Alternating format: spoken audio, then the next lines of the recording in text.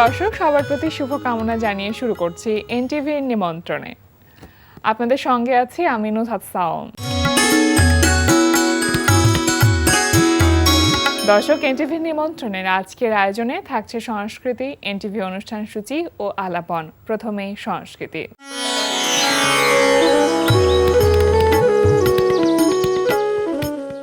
ধানমন্ডির ইলিউশন গ্যালারিতে অনুষ্ঠিত হচ্ছে ফুলেশ্বরী প্রিয়নন্দিনীর একক চিত্রকলা প্রদর্শনী জনান্তিকে। প্রতিদিন বিকেল ৩টা থেকে রাত 10টা এই সময় প্রদর্শনী চলবে ২০ এপ্রিল পর্যন্ত।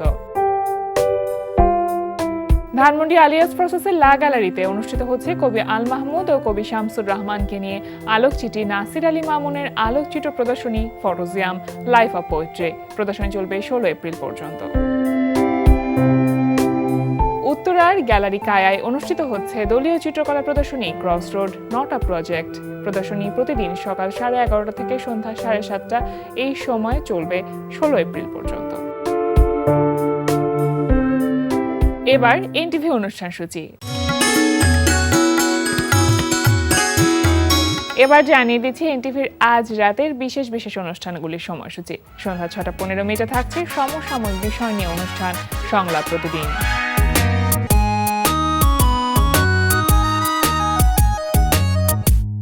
রাত 8:20 থাকছে মাবরুর রশিদ বান্নার পরিচালনায় ধারাবাহিক নাটক ছাত্রা বাঁশ। এই যে ইনিশিয়াল সাকসেসটা পেয়ে গেছি না, এই ইনিশিয়াল সাকসেসটা পাওয়ার কারণে আমাদের মধ্যে একটা গর্ব চলে আসছে, বুঝছো? এত গর্বিত হওয়া যাবে না, আমাদের ডেলিভারিগুলো দিতে হবে, বুঝছিস? ডেলিভারিগুলো না দিলে আমরা যদি এত মানুষ ভাবতেছি না আদু মাদু ফাদু বিল্লু এইগুলা নিয়ে ভাবা যাবে না। হ্যাঁ, তখন আমাদের নিজের ক্রাইসিস নিয়ে নিজের ভাবতে হবে। কি করতে হবে? ভাববো, হালুয়া বানাইতে হবে, বেচতে হবে, বিজনেসে কনসেন্ট্রেট হতে হবে। দেখো, আমি এত কিছু শুনতে চাই না। আমি জানি যে তুমি যাবে, সেখানে তোমার বাবার সুন্দর মতো খেয়াল রাখবে, তোমরা ট্রিটমেন্টের জন্য যা লাগে করবে, তারপরে সবকিছু শেষে দুজনে আবার ফিরে আসবে। রাত 9টায় থাকছে টার্কির ধারাবাহিক কুরুলুস ওসমান গাজী। রাত 9:30 থাকছে জাহাঙ্গীর চৌধুরী ও মোহাম্মদ নুরুজ্জামানের পরিচালনায় রিয়েলিটি শো কঙ্কার সেরা পরিবার।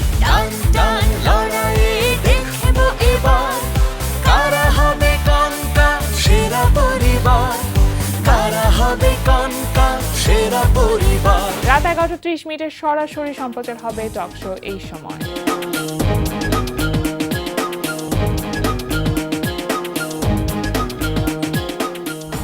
এই ছিল এনটিভির আজ রাতের বিশেষ বিশেষ অনুষ্ঠানগুলির সময়সূচি। প্রিয় দর্শক, আমাদের আলাপনের আজকের অতিথি শিক্ষক ও গবেষক ফারজানা হক। শুভ সকাল। শুভ সকাল। কেমন আছেন আপু? জি, ভালো আছি।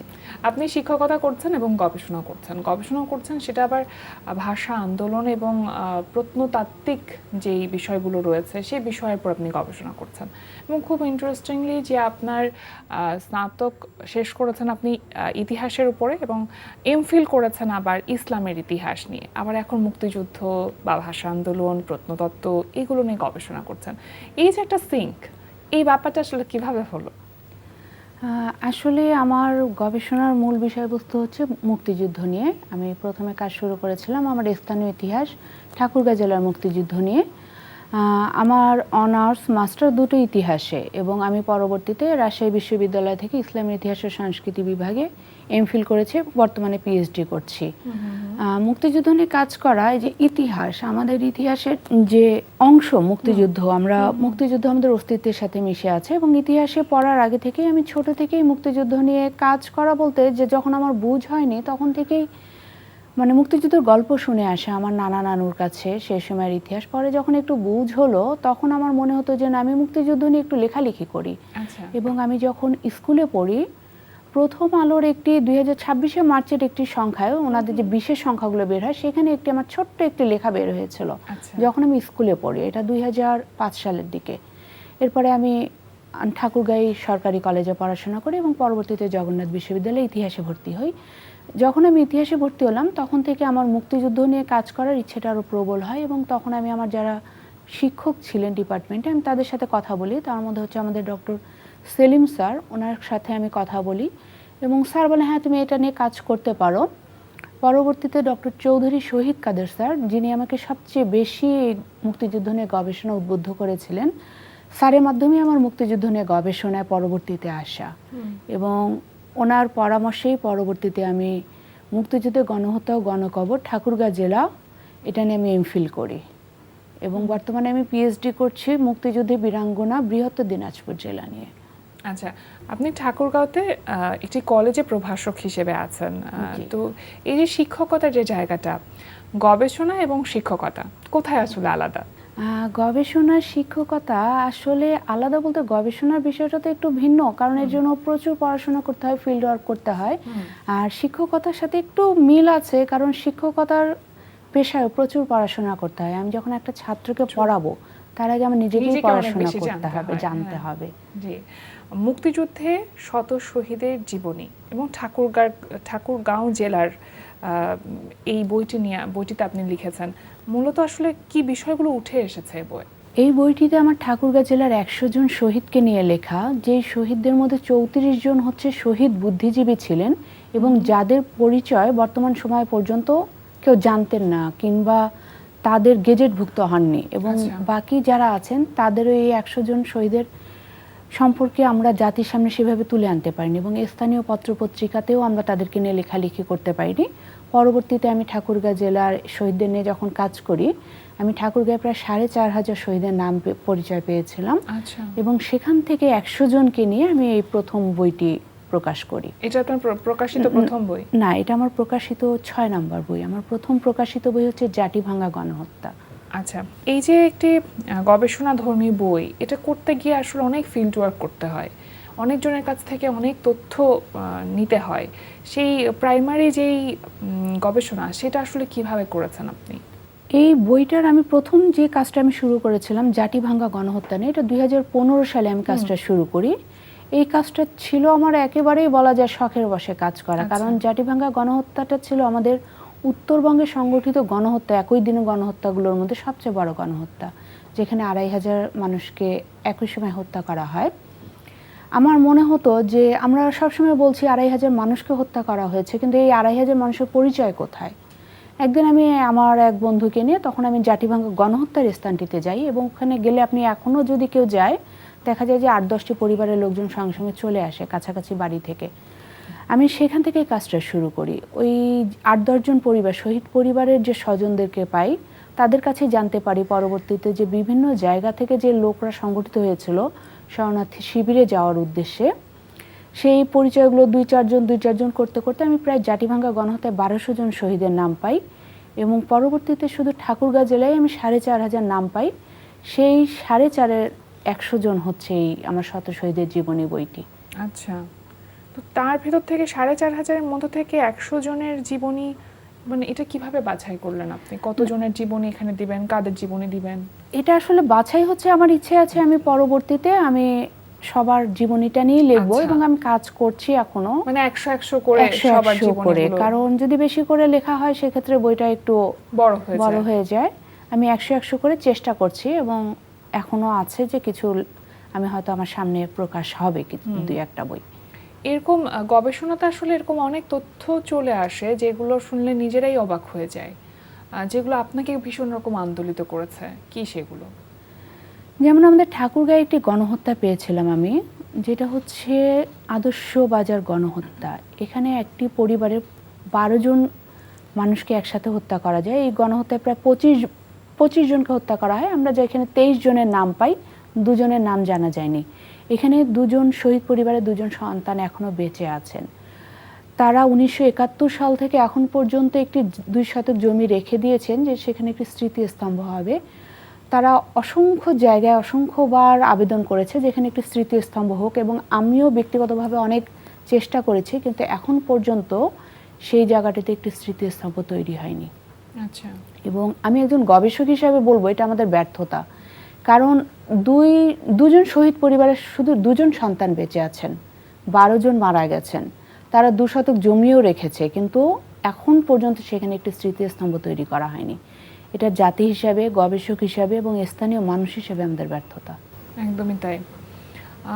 এরকম অনেক কিছুই আছে না, মানে অবাক হবার মতন। গবেষণা করতে গেলে আপনারও খারাপ লাগা কাজ করে, আপনার ভিতরে নানা রকম উপলব্ধি তৈরি হয়। অবশ্যই বিভিন্ন জায়গাতে গণহত্যা হয়েছে, যে কোন কোন জায়গাতে বা কোন কোন অঞ্চলে সর্বাধিক কত গণহত্যা হয়েছে, এটা সঠিক তথ্য কি আসলেও বের করা সম্ভব? এটা আমি ব্যক্তিগতভাবে মনে করি স্বাধীনতার 5 দশক পরে এসে সকল শহীদের পরিচয় জানা সম্ভব না। কারণ সেই সময় তো অনেক লাশ আসলে নদীতে ভাসিয়ে দেওয়া হয়েছে বা এক স্থানের মানুষকে আরেক স্থানে নিয়ে মারা হয়েছে। কিন্তু আমরা যদি চেষ্টা করি সামগ্রিকভাবে, এটা যদি সকল জেলা পর্যায়ে উদ্যোগগুলো গ্রহণ করা হয়, আমার মনে হয় সম্ভব। অনেক সময় হয় না, অনেক আমরা শুনে থাকি যে যাদের নাম আসলে গেজেটে আছে সেই জায়গাতে একটা দ্বন্দ্ব কাজ করে, আসলে কেউ তার নাম আছে কিনা। এই জায়গাটাতে আসলে একটা বিষয় যেটা আমি আমার ঠাকুরগার ক্ষেত্রে একজনের কথা বলি, ডক্টর সুজাউদ্দিন আহমেদ। উনি 1971 সালে 17 এপ্রিল শহীদ হন। ওনার নাম গেজেটভুক্ত ছিল, কিন্তু হচ্ছে ওই গেজেটের জায়গায় তার নাম ভুল, নামের বানানটা ভুল।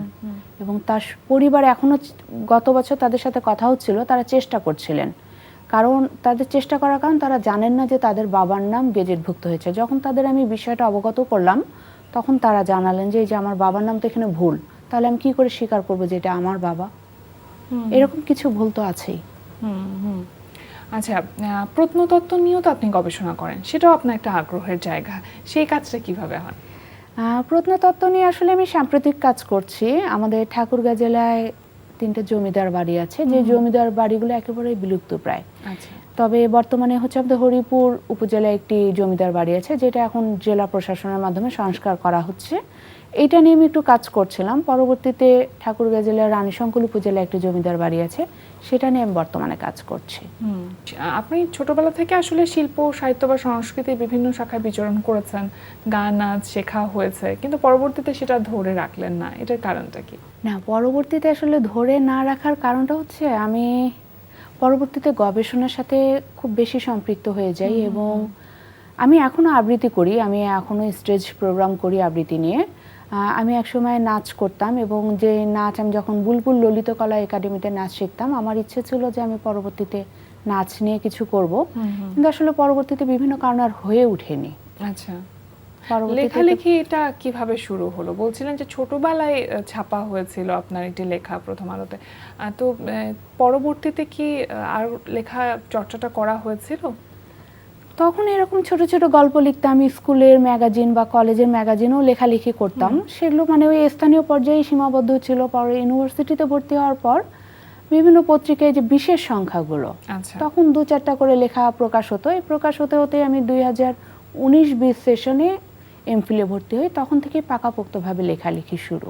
সেটা তো গবেষণাধর্মী লেখাগুলো, কিন্তু গল্প, উপন্যাস, কবিতা? আমি গল্প আসলে খুব কম লিখেছি, সর্বসাকুল্যে 8-10টা, যেগুলো হচ্ছে বলা যায় মানুষ আমাকে প্রেসার দিয়ে লিখিয়েছে।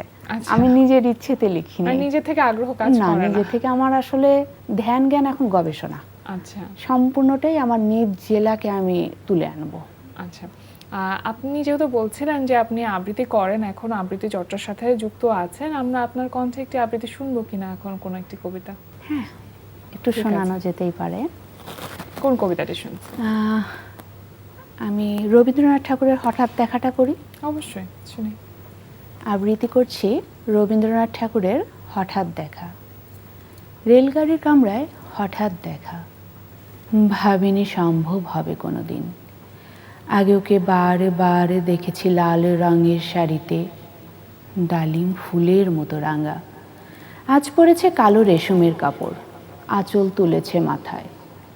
মনে হলো কালো রঙের একটা গভীর দূরত্ব ঘনিয়ে নিয়েছে নিজের চারপাশ, যে দূরত্ব শস্যে ক্ষেতের হলুদ সীমানায়, শালবনের নীলাঞ্জনে।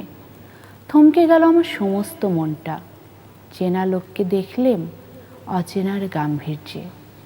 হঠাৎ খবরের কাগজ ফেলে দিয়ে আমায় করলে নমস্কার। সমাজ বিধির পথ গেল খুলে। আলাপ করলেম শুরু, কেমন আছো, কেমন চলছে সংসার ইত্যাদি। সে রইল জানালার বাইরের দিকে চেয়ে।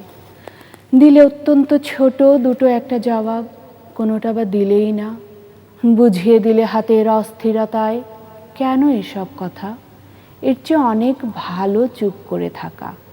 আমি ছিলাম অন্য বেঞ্চিতে ওর সঙ্গীদের সাথে। একসময় আঙুল নেড়ে জানালে কাছে আসতে, মনে হলো কম সাহস নয়। গাড়ির আওয়াজের আড়ালে বললে মৃদু স্বরে, কিছু মনে করো না, সময় কোথা, সময় নষ্ট করবার? আমাকে নামতে হবে পরের স্টেশনেই, দূরে যাবে তুমি, দেখা হবে না আর কোনো দিনে। তাই যে প্রশ্নটার জবাব এতকাল থেমেছিল, শুনবো তোমার মুখে, সত্যি করে বলবে তো? বাইরের আকাশের দিকে তাকিয়েই শুধলো, আমাদের গেছে যে দিন একেবারেই কি গেছে, কিছুই কি নেই বাকি? খানিকক্ষণ রইলেম চুপ করে, তারপর বললেম, রাতের সব তারাই থাকে দিনের আলোর গভীরে। খটকা লাগলো, কি জানি বানিয়ে বললেম নাকি। পরের স্টেশনে সবাই নেমে গেল, আমি চললেম একা। বাহ, বেশ লাগছিল শুনতে। আপনার বই লিখে বেশ কিছু অর্জনও এসেছে ঝুলিতে, বেশ কিছু পুরস্কার এসেছে, সেগুলো সম্পর্কে একটু জানতে চাইবো। আমি 2023 সালে মুক্তিযুদ্ধ গণহত্যার জন্য ফাড়াবাড়িহাট গণহত্যা, আদর্শবাজার গণহত্যা কালীয় কলম মুক্তিযুদ্ধ গবেষণা কালীয় কলম পুরস্কার পেয়েছি 2023 সালে, এবং মুক্তিযুদ্ধের শত শহীদদের জীবনী ঠাকুরগাঁ জেলা, এই বইটির জন্য 2024 সালে সাহিত্য দিগন্ত পুরস্কার পেয়েছি। এছাড়াও আমি স্থানীয় পর্যায়ে বেশ কিছু পুরস্কার বিভিন্ন সংগঠন থেকে পেয়েছি। আচ্ছা, পুরস্কারের জন্য তো আসলে কাজ করা হয় না, কিন্তু তারপরে পুরস্কার অনেক বেশি ইন্সপায়ার করে আমাদেরকে, আর অনেক অনুপ্রাণিত করে ভালো কাজ করবার জন্য। আপনার ক্ষেত্রে কিরকম ব্যাপারটা? আমি আসলে যখন 2023 সালে ফাড়াবাড়িহাট গণহত্যা পুরস্কারটি আমাকে যেদিন প্রথম ফোন দেওয়া হয়েছিল, এটাও আমাকে একজন জোর করেই আবেদন করিয়েছিলেন। আচ্ছা, আমার এক বড় ভাই, উনি আমাকে জোর করে আবেদন করিয়েছিলেন যে আবেদন করেন, পুরস্কার পান না পান সেটা পরে দেখা যাবে। আমি আবেদনটা উনিই করে দিয়েছিলেন, আমিও করিনি। আচ্ছা, যাই হোক, যেদিন আমাকে প্রথম ফোন দেওয়া হলো যে এরকম আপনি কালীয় কলম পুরস্কার পাচ্ছেন, কিন্তু এটা হচ্ছে আপনি আপনার পরিবার ছাড়া কারোর সাথে শেয়ার করবেন না। আচ্ছা, কারণ হচ্ছে যে এটা হচ্ছে ওনারা ইনস্ট্যান্ট সেদিন ঘোষণা করবেন যে 3 জন পুরস্কার পেয়েছে, শুধু সেই 3 জনকে উপস্থিত থাকার জন্য ওনারা আগে থেকে জানিয়ে দিয়েছিলেন। তারপর আমার মনে হলো যে আচ্ছা, একটা পুরস্কার, এত বড় একটা পুরস্কার, বাংলাদেশের তরুণ গবেষকদের সর্বোচ্চ পুরস্কার, ওনারা বলছেন আপনি কারোর সাথে শেয়ার করবেন না পরিবার ছাড়া। আমার মনের মধ্যে খুব দ্বন্দ্ব কাজ করছে যে আসলে কি আমি পুরস্কারটা পেয়েছি। পরে আমি আবার ওই অফিসে ফোন দেই যে ভাই আসলে আমার এরকম একটু হেজিটেট ফিল হচ্ছে, আপনি কি আসলেই পুরস্কারটা পেয়েছে কিনা। ওনারা তখন আশ্বস্ত করেন যে এটা আপনি পুরস্কারটা পেয়েছেন। চলতে থাকুক এভাবেই, অনেক অর্জন, অনেক পালক যুক্ত হতে থাকুক জীবনে। সুন্দর কাজের সাথে থাকুন, ভালো কাজের সাথে আছেন, সেটাই থাকুন। অনেক অনেক শুভকামনা রইল আজকে আমাদের আয়োজনে আসবার জন্য। আপনাকে অনেক ধন্যবাদ। আপনাকেও ধন্যবাদ, এনটিভিকেও ধন্যবাদ। প্রিয় দর্শক, আমরা চলে এসেছি অনুষ্ঠানের শেষ প্রান্তে। অনুষ্ঠান সম্পর্কে আপনার মতামত জানাতে মেইল করুন এনটিভির নিমন্ত্রণে @ntvbd.com। বিশ্বের যে কোনো প্রান্ত থেকে যে কোনো সময় এনটিভি নিমন্ত্রণে দেখতে ভিজিট করুন আমাদের পূর্ণাঙ্গ ওয়েব পোর্টাল www.ntvbd.com। এছাড়া এনটিভি সব জনপ্রিয় অনুষ্ঠান ও খবরের আপডেট পেতে ভিজিট করুন আমাদের ইউটিউব চ্যানেল ও ভেরিফাইড ফেসবুক পেজে। সবার মঙ্গল কামনায় আজকের মতন এখানেই শেষ করছি। সবাই ভালো থাকুন, সুস্থ থাকুন, সুন্দর হোক আপনার প্রতিটি মুহূর্ত।